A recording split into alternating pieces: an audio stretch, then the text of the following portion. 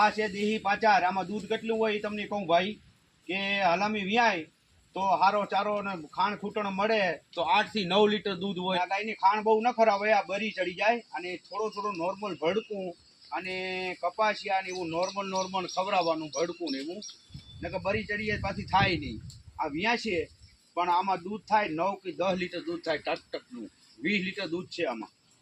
ગયા છે હવે આ ગાય ભાઈ ખૂટ મૂકી ગયા છે. આ ગાય હવે બર આનું ઉતરશે તી પછી આ ગાય થશે, મહિના 2 મહિના રહેશે ને તઈ થશે. પછી 1 મહિનાથી મૂકવામાં આવી છે. આને કંઈક બર ઓછું પડે તો હાંડડે થાય તો વ્યાં હે, બાકી ન કરતા વ્યાય નહીં, કારણ કે તાકાત ચડી ગઈ. જુઓ તમારે સામે આની ધોમ હાથી જેવી તાકાત થઈ ગઈ છે. આ ગાય વ્યાય નહીં, અને ખોરાકી ઘટાડવી પડે આ ગાયની. જુઓ તમારે સામે જ છે. અને ગાય હાંડડે ના આવે તા લગન તમારે બીજદાન કરાવવું ન જોઈએ. બીજદાન તો કરાવતા જ નહીં કોઈ દી ગાયની બીજદાન ન કરાવતા. પાપના અધિકાર થાવ, આની નબળી પડવા દેવાય પછી ફરી જાય.